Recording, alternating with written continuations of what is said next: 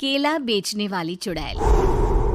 एक बार की बात है, जादूपुर नाम के एक गांव में करतब दिखाती एक औरत एक रेड्डी के लिए गांव में आती है। आइए आइए मेहरबान कदरदान, खाइए रोहड़ा के ताजे ताजे केले। कभी खाए नहीं होंगे ऐसे केले, पीले पीले केले खाइए। ये कहकर रोहड़ा हाथों में 4 केले लिए उन्हें सर्कल में जोर जोर से हवा में उछालती हुई करतब दिखाती है, जिसे देखकर आसपास के सारे बच्चे अपने अपने मम्मी पापा से उस औरत के पास जाने की जिद करने लग जाते हैं। पापा, ऐसा तो सर्कस में बॉल से होता है ना, ये आंटी तो केले से कर रही है। चलिए ना पापा, देखते हैं। रोहड़ा एक पतली सी तार पर चलती हुई केलों से करतब दिखाती है। आते जाते सभी लोग बाहर रुककर उसके करतब देखते हैं और वाह वाही करते नहीं थकते। जैसे ही एक आदमी पास आकर उसे पैसे देने लग जाता है, तब वो कहती है, अरे नहीं नहीं साहब, मैं करतब तो बच्चों के मन को बहलाने के लिए करती हूँ। धंधा तो मेरा केले का है। पीछे देखो मेरी रिड्डी, जो भी मेरे केले खाएगा मेरी तरह चुस्त दुरुस्त और तंदुरुस्त हो जाएगा। पता चलता है क्या कि मेरी उम्र 55 की है। अरे पर ऐसे ठंड के मौसम में कोई केला क्यों खाएगा? ये ऐसे वैसे केले नहीं है साहब, ये शरीर में गर्मी देते हैं। ठंड को दूर भगाए जो भी रोहिणा के केले खाए।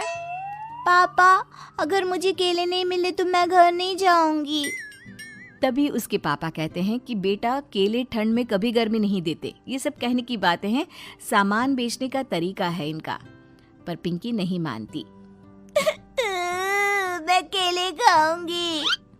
पिंकी की जिद के आगे नत्थू हार जाता है और उसे केले खरीद कर दे देता है। पिंकी खुश होकर केले घर ले आकर खाती है। अब मैं भी करतब करूंगी, कितना मजा आएगा। जादुई केले। पिंकी पहला केला खत्म भी नहीं करती कि वो बेहोश हो जाती है।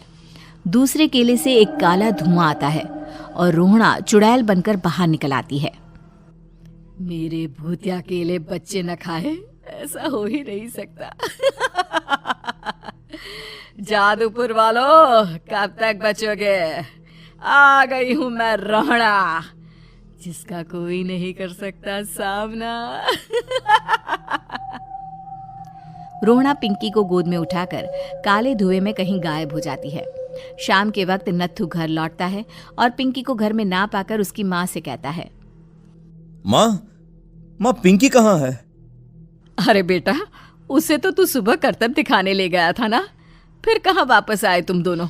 मुझे लगा तू उसे अपने साथ मंडी ले गया होगा। हे भगवान, मेरी बच्ची कहाँ गई? मैं उसे घर ही तो छोड़कर गया था माँ। नत्थू गांव के घर कोने में अपनी बेटी को ढूंढता है, पर उसे वो कहीं नहीं मिलती। परेशान होकर आखिर रो रो कर नत्थू हिम्मत हार कर घर लौट आता है। अगली सुबह रोहड़ा फिर से करतब दिखाने आती है और इस बार पिंकी की तरह रोनी केले खरीद लेता है। 50 रुपए दिए थे पापा ने, सारे पैसों की मैंने केले खरीद लिए हैं। अब मैं भी आंटी की तरह ही करतबबाज बन जाऊंगा।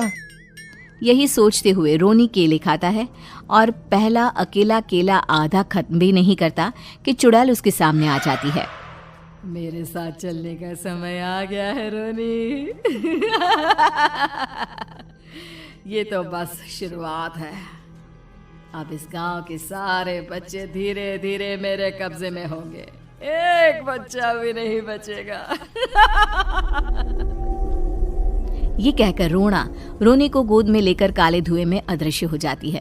इसके बाद हर रोज गांव में से कोई ना कोई बच्चा गायब होता, पर ऐसा क्यों हो रहा है किसी को भी समझ में नहीं आ पा रहा था। रोज की तरह अपनी बेटी पिंकी की तलाश में नत्थू गांव के एक तालाब के पास बैठा रो रहा था। कहाँ गई मेरी पिंकी? शकुंतला के जाने के बाद एक वही तो मेरा सहारा थी। अरे उसकी आत्मा कोस रही होगी मुझे कि मैं अपनी बच्ची को संभाल भी नहीं पाया। नत्थू ये कहता हुआ रो ही रहा था कि तभी तालाब में से उसे शकुंतला की आवाज सुनाई देती है। कहाँ थी तुम शकुंतला? हमारी बच्ची और सारे गायब हुए बच्चे रोहड़ा के कब्जे में हैं। वो बच्चों को जो केले देती है उससे बच्चे बेहोश हो जाते हैं और उसके कब्जे में आ जाते हैं और वो उन्हें ले जाकर काली दुनिया में ले जाती है। पर वो ऐसा क्यों कर रही है? ये मैं नहीं जानती, पर उस दुनिया का रास्ता मैं आपको बता सकती हूँ। जहां ये नदी खत्म होती है वहां एक केले का पेड़ है, उसके नीचे एक दरवाजा है, वहीं से रास्ता जाता है उस दुनिया का। ये कहकर शकुंतला की आत्मा गायब हो जाती है।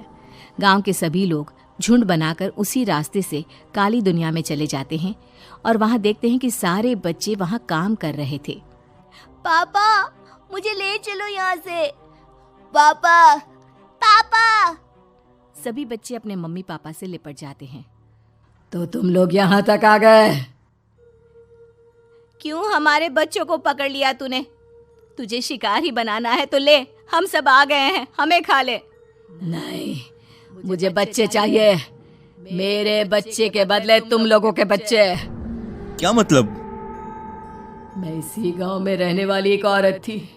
केले की चोरी के इल्जाम में मेरे बेटे को गांव वालों ने इतना मारा कि वो मर गया। उसी दिन मैंने ठान लिया कि गांव वालों का भी वही हाल करूंगी। कुछ दिन बाद बेटे के चले जाने के दुख में मैं भी मर गई और मेरी भटकती आत्मा एक चुड़ैल बन गई। और फिर मैंने बदला लिया तुम सबके बच्चे छीनकर। बर्दाश्त नहीं कर पाए ना? सोचो मुझ पर क्या बीती होगी। हमें माफ कर दो रोना। पता नहीं ये किसकी गलती थी, पर हम सभी माफी मांगते हैं। हमारी खुशियां लौटा दो, तुम भी तो एक माँ हो। गांव वालों की बात सुनकर रोहना का मन पिघल जाता है और वो बच्चों को छोड़ देती है। उसके बाद काली दुनिया बच्चों के लिए जादुई दुनिया बन जाती है। अब कोई भी कभी भी वहां आ जा सकता था।